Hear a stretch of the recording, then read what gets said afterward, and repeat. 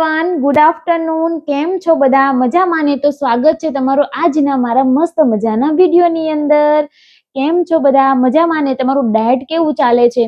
Normally એક જ બધાના પ્રશ્ન હોય છે કે તમે અમને ડાયટ સેન્ડ કરો. તો પર્સનલી હું ડાયટ સેન્ડ નથી કરતી.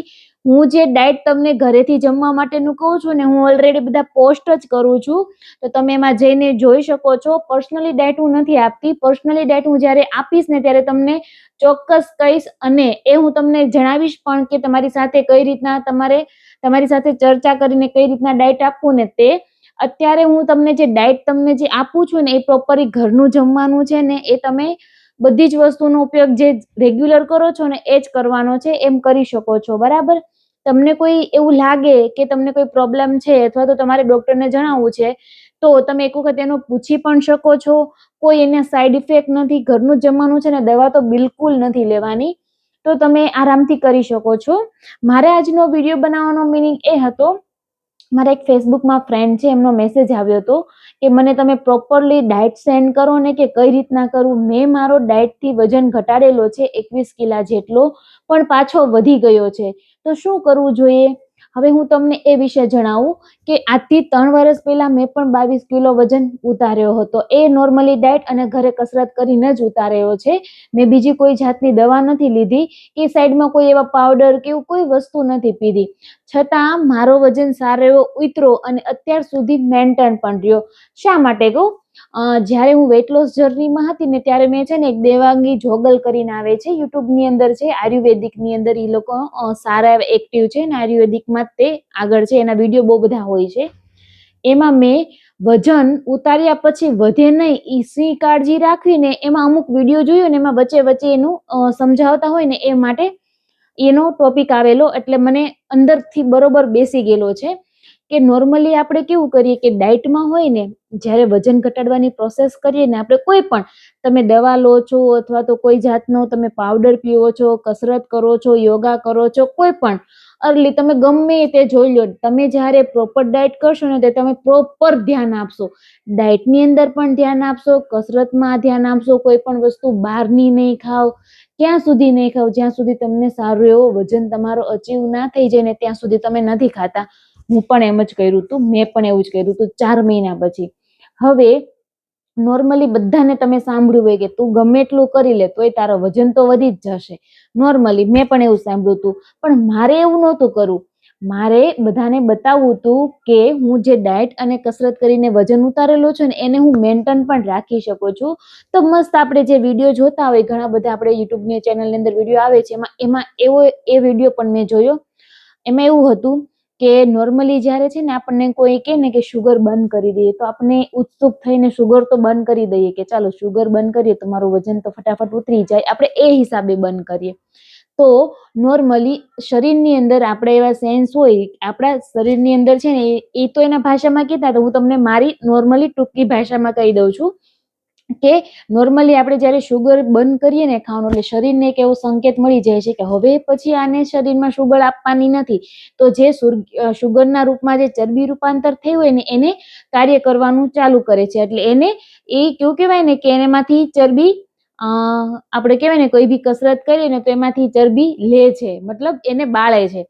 તો એ પ્રોસેસ આપણે નોર્મલી સારી રીતે કરીએ, 2 મહિના સુધી શુગર ન ખાય, એટલે આપણું સરસ આપણે જોઈએ ને કે આપણું સરસ એવું બોડી ફિટ થઈ ગયું. પછી શું થાય ખબર? 2 મહિના પછી આપણને ક્યાંક ગયા હોય અથવા તો આપણને ખાવાની ઈચ્છા થઈને આપણે જરીક એવો શુગરનો ટુકડો ખાય, તો શરીરને પાછું એવું થઈ જાય કે હવે આણે છે ને ધીમે ધીમે ચાલુ કર્યું છે ખાવાનું, એટલે એ શું કરશે? એ ધીમે ધીમે છે ને તમારા શરીરમાં જે તમે શુગર ખાઓ છો ને, વધારે ચરબીના રૂપાંતરમાં એને સંગ્રહ કરવાનું ચાલુ કરી દેશે. એટલે આપણે જ્યારે જોઈએ કે આપણે જ્યારે ડાયટ કરીએ ને, ત્યારે સરસ એવો વજન ઘટી જાય, પણ જ્યારે મૂકી દઈએ અને બધું ખાવા માંડીએ તો ત્યારે આપણે ફટાફટ એવો સારો એવો વજન વધી જાય છે. હું એવું નથી કહેતી કે તમે શુગર પ્રોપરલી સાવ બંધ કરી દો. નોર્મલી ઘણાને શુગર સવારમાં ચા પીવાની આદત હોય અથવા તો રોંઢે ચા પીવાની આદત હોય, તો તમે નોર્મલી લઈ શકો છો. સાવ બંધ કરવા કરતાં તમે જે રેગ્યુલર કરો છો ને એ કરો. પછી કેવું થશે કે તમે છે ને એક ધારું બંધ કરી દીધું ને વળી પાછું ચાલુ કરશો ને, એટલે તમારો વજન છે ને વધી જશે.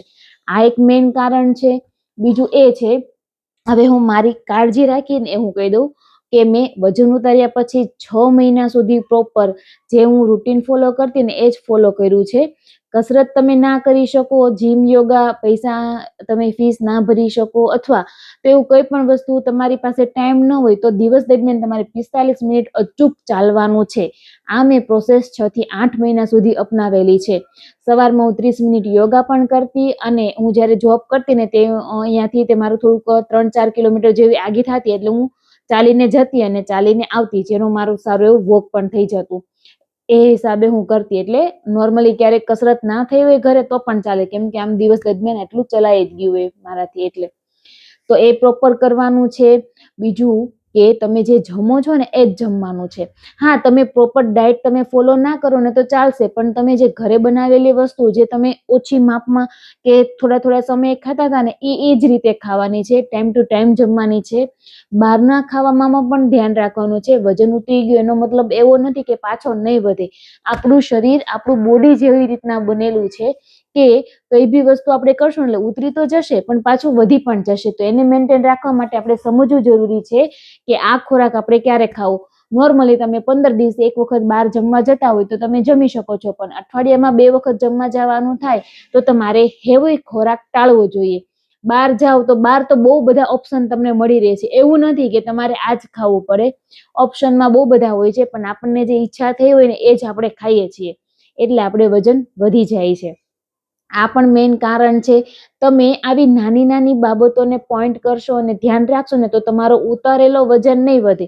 અને હા, ઉતારેલા વજનને ફરી પાછો વધવા ન દેવું હોય તો એના માટે 6 મહિના અથવા તો વર્ષ દિવસ થોડીક એવી કાળજી, આ જે કાળજી છે ને એ તો તમારે રાખવી જ પડશે પ્રોપરલી.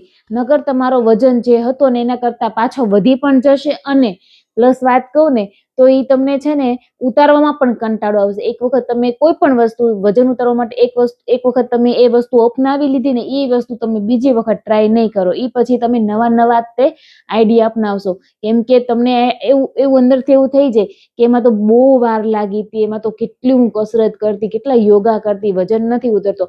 હવે જે સરળ રસ્તો હોય ને એવું અપનાવો. એની અંદર તમારા ખર્ચો વધી જશે, પૈસા પણ વધી જશે, ખર્ચો વધી જશે, અને પ્લસ કે તમે આ સિચ્યુએશન તો આ જ થશે કે જે મૂક્યું નથી કે તમારું વજન પાછું વધ્યું નથી. એટલા માટે ખાવામાં પણ ધ્યાન રાખવું.